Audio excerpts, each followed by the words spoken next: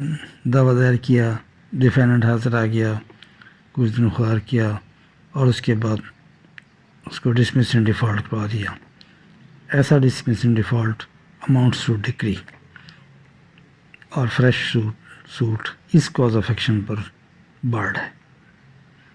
तो इस सिलसिले में लॉ क्लियर है, केस लॉज भी मौजूद हैं और बेसिक लॉ भी मौजूद है।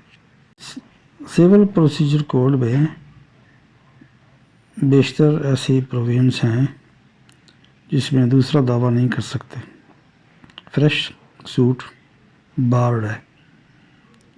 सबसे पहले तो इसमें आ जाता है ना कि ऑर्डर 9 रूल 8 के तहत अगर डिसमिस इन डिफ़ॉल्ट कोई दावा हो गया है तो उसमें फ्रेश नहीं हो सकता, बल्कि ऑर्डर 9 रूल 9 के तहत उसे बहाल कराना होगा, रेस्टोरेशन की एप्लीकेशन देनी होगी जो विद इन 30 डेज़ होती है अंडर लिमिटेशन एक्ट।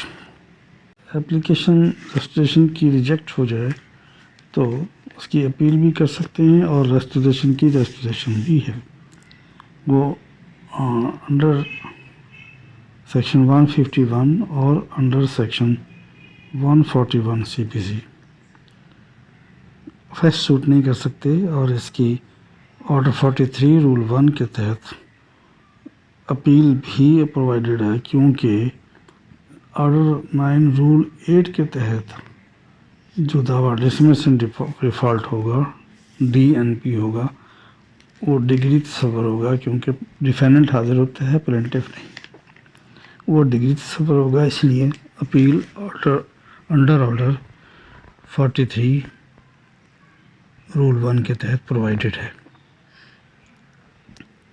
और इसी तरह ऑर्डर 2 रूल 2 है, ऑर्डर 23 है, सेक्शन 12(2) है और ऑर्डर रूल 2 है। ये इस तरह बेशतर प्रोविजंस हैं जो फ्रेश सूट को बार करती हैं। दावा क्या हुआ, डिसमिस इन डिफ़ॉल्ट हो गया, डिफेंडेंट हाजिर था, तो ये अगर डिफेंडेंट हाजिर हो अंडर ऑर्डर 9 रूल 8, डिफेंडेंट हाजिर है, प्लेंटिफ हाजिर नहीं हो सकता, तो दावा डिसमिस इन डिफ़ॉल्ट हो गया, तो ये डिग्री तसव्वुर होगी और ऑर्डर 9 रूल 9 के तहत उसकी रेस्टोरेशन हो सकती है।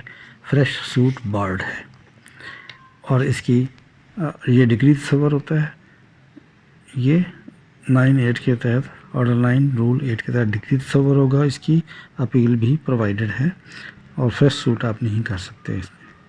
सीपीसी की डेफिनेशन के मुताबिक इसे डिक्री करार दिया गया है, तो इस पर रेस जुडिकाटा का इतलाक भी होता है।